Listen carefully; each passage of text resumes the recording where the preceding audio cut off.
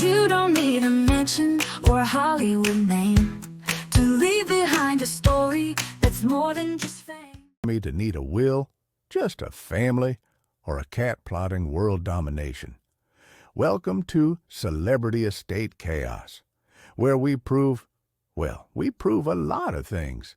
Like how estate chaos isn't just for millionaires with private islands, anyone with stuff, relatives, or that one weird collection you think nobody's fighting over. And chances are, they will. Imagine your life humming along, perfectly normal. Then boom, without warning, you're in an ambulance, or maybe it's 2 a.m., and you're navigating an unexpected emergency room. Yeah. Caregiving often throws us into these sudden, chaotic moments. It doesn't come with a warning label, but it absolutely should come with an essential tool, a go bag. It's striking how quickly our world can pivot, right? Especially when you're a caregiver. These emergencies, they don't send out invitations, do they? They just arrive. They certainly do, and that's exactly what we're doing today. A deep dive into the caregiver's essential go bag. And look, this isn't just about tossing some snacks and wipes into a tote. No, not at all. We're talking about a meticulously designed survival satchel, really. Yeah. Built to help you navigate those late-night ER trips, sudden evacuations, unexpected power outages, or even those, all too common calls like, "She fell again." Exactly. And the real mission of this deep dive, I think, is to empower you, the listener, to shift from that reactive panic mode to, proactive preparedness. We'll unpack why a go bag is so crucial, what specific items you truly need, and maybe most importantly, we'll learn from common caregiving emergency scenarios and some hilariously relatable go bag missteps. Oh, definitely. Our goal here is really to give you a genuine shortcut to preparedness and, honestly, a significant boost in peace of mind. Peace of mind is huge. It really is. For this deep dive, we've pulled insights from various articles and notably from author Tina Jin's extensive works on emergency preparedness and caregiving tactics. She really gets it. She does. So let's start with the fundamental question. Why is this go bag non-negotiable? We've all seen or maybe experienced firsthand how emergencies just happen. Having that bag isn't about being paranoid. It's just essential foresight. It really is. And when we look at common threads in these caregiving crises, a pattern definitely emerges. Think about the critical issue of forgotten medication. Oh, yeah. That's a big one. We've heard countless stories from sudden evacuations, like during major wildfires, where maybe a daughter evacuated with her mother and realized way too late that essential heart meds or a crucial CPAP machine were left behind. Or think about widespread power outages. Yeah. Vital insulin stuck in a fridge with no power. That's terrifying. Or a senior's life-saving nitroglycerin pills are upstairs in a dark building, elevators out. How do you handle that? It just highlights the immense pressure, doesn't it? And the cascade effect of missing even one vital item. The stories are consistent across different types of emergencies. You know? The Texas freeze back in 2021, caregivers literally digging through snow for frozen insulin. Wow. Or citywide blackouts, families evacuating without IDs or medical records, leading to just chaotic scenes in ERs, trying to get proper care for someone who's already disoriented. It's incredibly difficult. And it's not just the meds or IDs that vanish in the chaos, is it? Think about essential mobility and comfort items. Right, things you don't even think about until they're gone.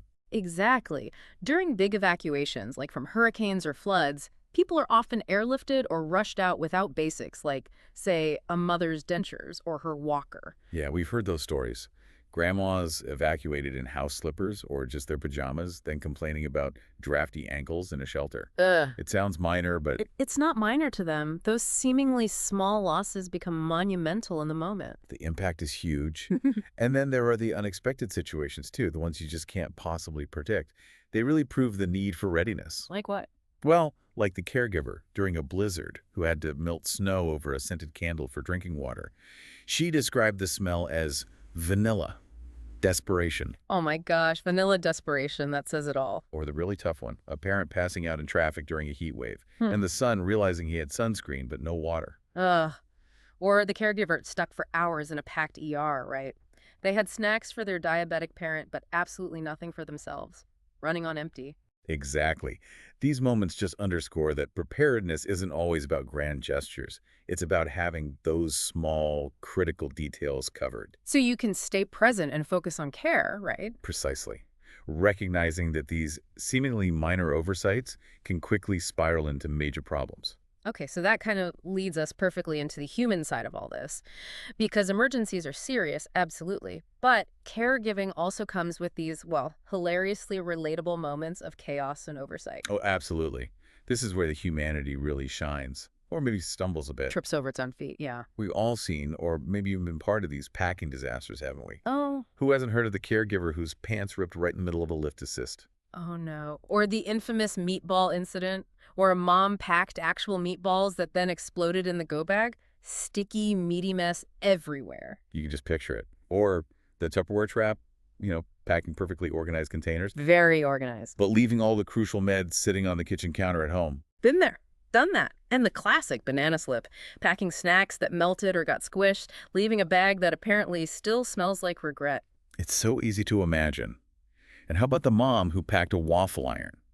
Or the dad who insisted on bringing 16 cans of tuna, but forgot the can opener? 16 cans, what was he thinking? Look, these aren't malicious oversights, right? They're the direct result of overwhelming stress, probably sleep deprivation. Totally. It's why you might pack, say, 3 travel nightlights, but forget your phone charger. Or bring 4 chargers for devices you don't even own anymore. The brain under duress just prioritizes in really weird ways. It really does.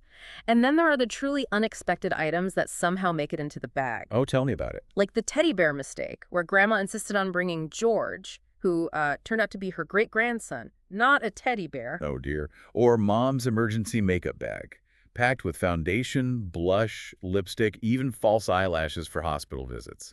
Because, Priorities, you gotta look good for the ER doc. apparently. And what's truly illuminating here is how our individual quirks just explode under pressure. The dad who packed crossword puzzles but forgot a pen, expecting to do them telepathically. Telepathically, love it. Or the grandma who made her poor caregiver stop for her lucky bingo dabber during an evacuation. You really can't make this stuff up. No way. The mom who packed only lemon candies while her daughter's blood sugar was plummeting. Or the dad who refused to leave without his TV remote, just in case we end up somewhere that only has basic cable, heaven forbid. The horror, basic cable. And who could forget the classic denture disaster? Yeah. Finding dentures loose in a purse, maybe wrapped in a tissue, nestled right next to a half-eaten tuna sandwich. These stories, as painful or, cringy as they might be, they capture the real, messy, and often just comical reality of caregiving. They do. And these moments, while funny, really underscore how easily the brain can misprioritize or overlook the most basic needs when it's under extreme stress. It just highlights the need for a systematic approach, right? Which brings us to the solution. Exactly. We've covered the problem, we've had a few laughs, maybe winced a bit. So what actually goes in the bag? We're talking smart packing here, not overpacking. This isn't about building a bunker. Right. It's about creating a highly functional mini life kit. Precisely. We need to break this down. Absolute essentials, the non-negotiables, Yeah. and then layer in some crucial comfort boosters. Okay, absolute essentials first. You must have copies, not originals, copies of medical records, IDs, health cards, any power of attorney paperwork. Super important. Critical. And daily medications, plus maybe a few days emergency backup, all clearly labeled, ideally in a pill organizer so there's no confusion. Good point. And a full change of clothes for both you, the caregiver, and your loved one. Because let's be honest, accidents happen, usually at the worst possible times. Oh, definitely. And beyond clothes, think practical. Adult briefs if needed, wipes, gloves, hand sanitizer. Crucial stuff. And don't forget a folding seat cover. Trust me, you'll thank yourself for that in some waiting rooms or unfamiliar bathrooms. Good call. A power bank and phone charger, totally non-negotiable for staying connected, getting info. Absolutely. And non-perishable snacks that don't melt or, fight back.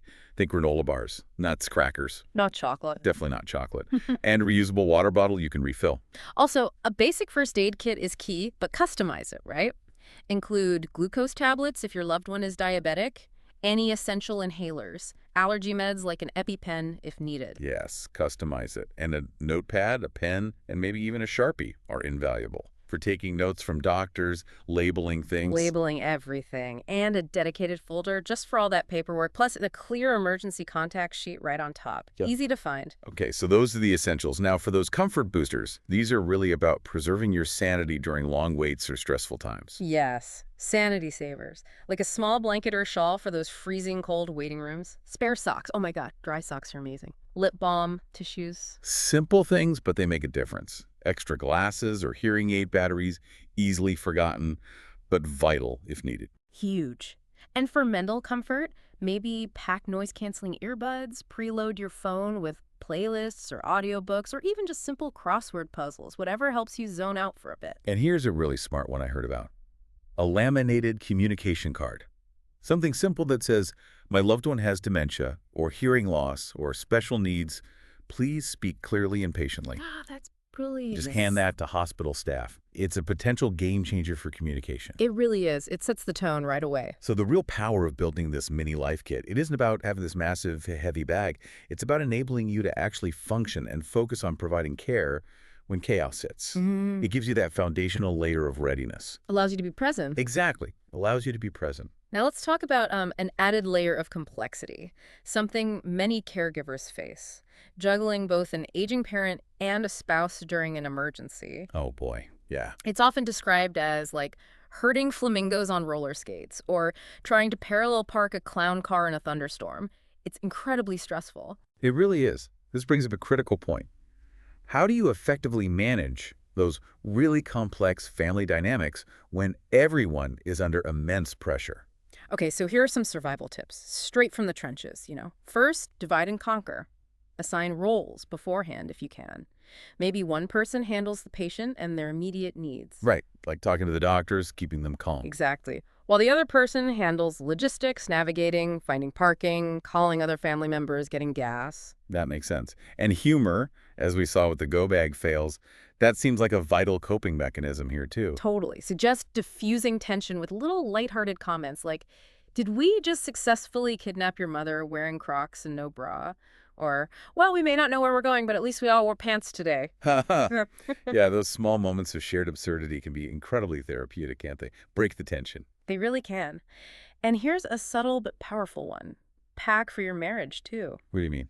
Include your spouse's favorite snacks in the go bag, make sure their phone charger is in there, maybe even pack a little pre-written note that says, "Sorry for yelling in traffic," for those inevitable high-stress moments. Oh, I like that. A relationship emergency kit. Exactly. A relationship emergency kit. Love it. It's also incredibly wise, I think, to try and pre-negotiate roles, even loosely. Clarify who's the medical lead, maybe who's the logistics coordinator, and perhaps who is the designated commentary panel, that person whose main job is just to observe and maybe offer witty, possibly unhelpful observations. The color commentator. And for the adults, maybe establish some simple ground rules, like a 1-eye roll per hour limit. It sounds silly, but it can genuinely de-escalate tension. That's a brilliant way to manage expectations. And maybe the most important tip here, accept that meltdowns will happen. Yours, your spouse's, maybe even your parents'. It's going to happen. It is. Maybe even suggest rotating who gets to have one. It acknowledges the pressure and gives a release valve. A designated meltdown slot. I like it. And finally, know your audience. Understand that, say, your mom might want every single detail of what's happening, while your spouse just wants the bottom line, the solution.